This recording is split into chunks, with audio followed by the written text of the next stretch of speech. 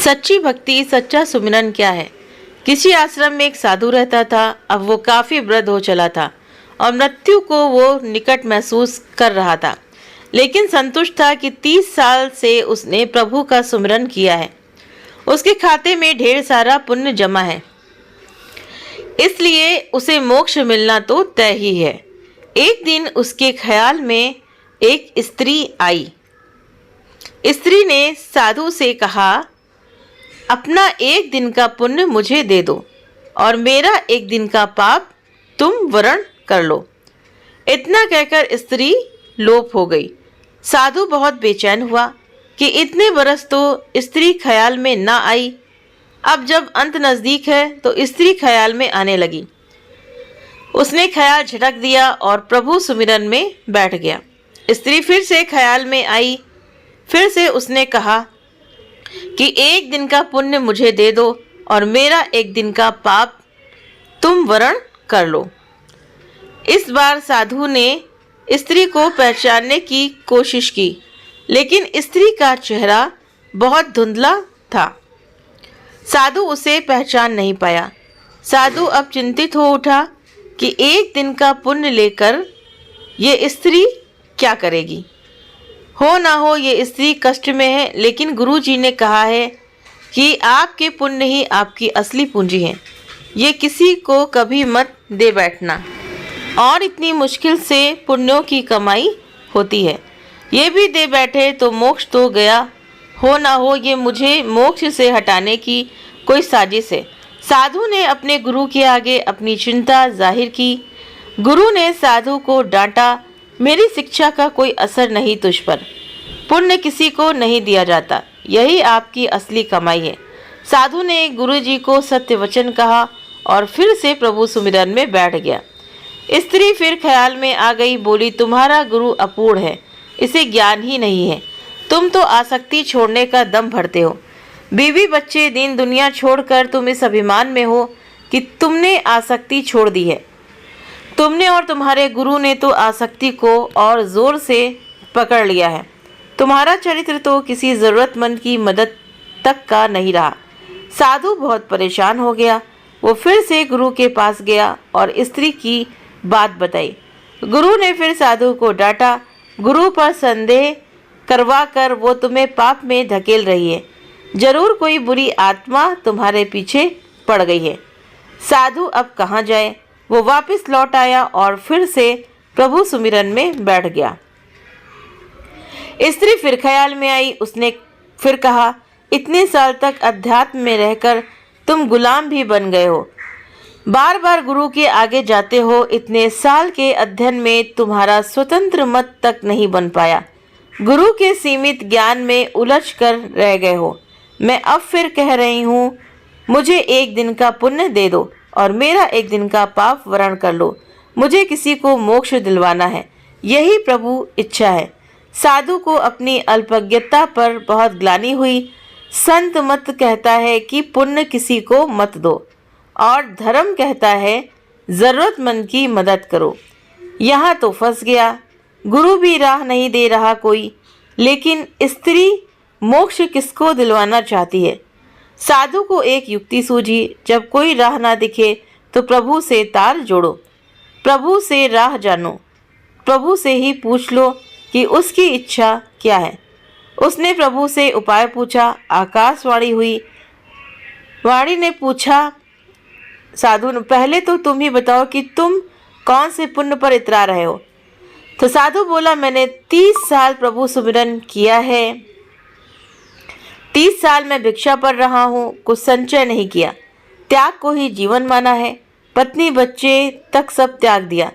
वाणी ने कहा, तुमने 30 बरस कोई उपयोगी काम नहीं किया, कोई रचनात्मक काम नहीं किया। दूसरों का कमाया और बनाया हुआ खाया। राम राम, अल्लाह अल्लाह, गॉड गॉड जपने से पुण्य कैसे इकट्ठा होते हैं मुझे तो नहीं पता।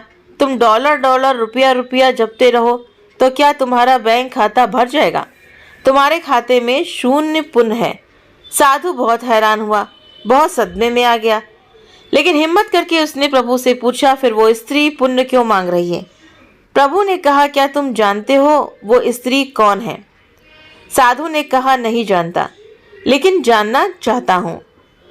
तो प्रभु ने कहा, वो तुम्हारी पत्नी है, तुम जिसे पाप का संसार कहकर छोड़ आए थे।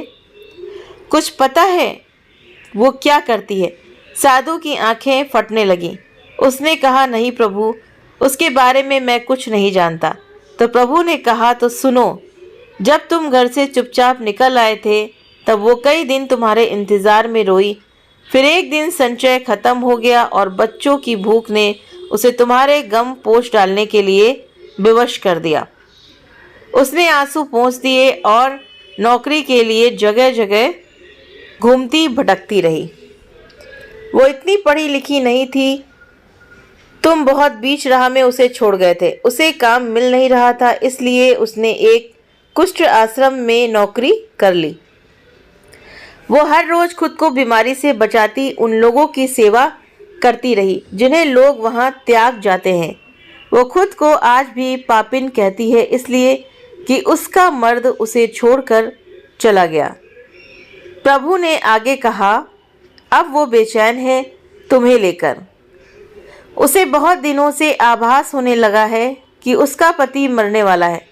वो यही चाहती है कि उसके पति को मोक्ष मिले, जिसके लिए वो घर छोड़कर गया है। उसने बारंबार प्रभु को अर्जी लगाई है कि प्रभु, मुझ पापिन की जिंदगी काम आ जाए तो ले लो, उसे मोक्ष जरूर देना। मैंने उससे कहा कि अपना एक दिन उसे दे दो। वो कहती है, मेरे खाते में पुण्य कहाँ होते तो मैं एक पल न लगाती। सारे पुण्य उसे दे देती, वो सुमिरन नहीं करती। वो भी समझती है कि सुमिरन से पुण्य मिलते हैं। मैंने उसे नहीं बताया कि तुम्हारे पास अथाह पुण्य जमा है, पुण्य सुमिरन से नहीं आता है। मैंने उसे कहा कि एक साधु है, उससे एक दिन का पुण्य मांग लो। अपने एक दिन के पाप देकर उसने सवाल किया कि ऐसा कौन होगा जो पाप लेकर पुण्य दे देगा। मैंने उसे आश्वस्त किया कि साधु लोग ऐसे ही होते हैं। वो औरत अपने पुण्य तुम्हें दे रही थी और तुम ना जाने कौन से हिसाब किताब में पड़ गए। तुम तो साधु भी ठीक से नहीं बन पाए। तुमने कभी नहीं सोचा कि पत्नी और बच्चे कैसे होंगे, लेकिन पत्नी आज भी बेचैन है कि तुम लक्ष्य को प्राप्त कर लो। तुम्हारी पत्नी को कुष्ठ रोग है, वो खुद मृत्यु शैया पर है, लेकिन तुम्हारे लिए मोक्ष चाह रही है। वो सिर्फ अपने मोक्ष के लिए 30 वर्ष से हिसाब किताब में पड़े हो साधु के बदन पर पसीने की बूंदें बहने लगीं, सांस तेज होने लगी। उसने ऊंची आवाज में चीख लगाई, यशोदा! साधु हड़बड़ा कर उठ बैठा। उसके माथे पर पसीना बह रहा था। उसने बाहर झांक कर देखा, सुबह होने को थी। उसने जल्दी से अपना झोला बांधा और गुरुजी के सामने जा खड़ा हुआ। गुरुजी ने पूछा, आज इतनी जल्दी भिक्षा पर? साधु बोला, घर जा रहा हूँ। गुरुजी बोले, अब घर क्या करने जा रहे हो? साधु बोला, धर्म सीखने। तो सच बात है कि इस कहानी से हमें यही सीख मिलती है कि गृहस्थ से बड़ा कोई भी मोक्ष का द्वारा नहीं है। अगर कोई व्यक्ति अपना घर परिवार छोड़ करके हिमालय पर्वत पर जाता है संन्यास धारण करने के लिए, सन्यासी बनने के लिए, लेकिन ये इसलिए मतलब इसको कह सकते हैं ऐसे कि आपकी अगर शादी हुई है तो आप अपने पत्नी बच्चों को अगर छोड़ करके जा रहे हो तो उससे बड़ा कोई पाप नहीं है। ठीक है, आप अपनी जिम्मेदारी से भाग रहे हैं तो आपको अपनी जिम्मेदारी निभानी चाहिए। और गृहस्थ ही मोक्ष का सबसे बड़ा द्वारा है कि सबकी सेवा करते हुए हम कैसे भगवान को प्राप्त कर सकते हैं। तो उम्मीद करते हैं कि ये कहानी आप सभी को पसंद आई होगी। वीडियो पसंद आया हो तो वीडियो को लाइक करें। चैनल पर पहली बार है तो सब्सक्राइब करना ना भूलें। आप अपने कमेंट करके इस कहानी के बारे में मुझे ज़रूर से ज़रूर बताएं कि आपने ये कहानी पहले सुनी थी कि नहीं सुनी थी।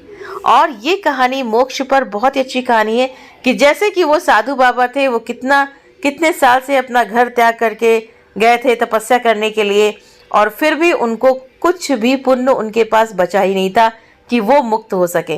तो सच बात है कि राम राम सिर्फ रटने से ही राम नहीं मिल जाते हैं, उसको अनुभव करना पड़ता है। जैसे उदाहरण बताया था कि पैसा पैसा डॉलर डॉलर करने से आपके बैंक में डॉलर और पैसा नहीं पहुंच जाएगा, इसके लिए आपको मेहनत करनी पड़ेगी, उसको कमाना पड़ेगा।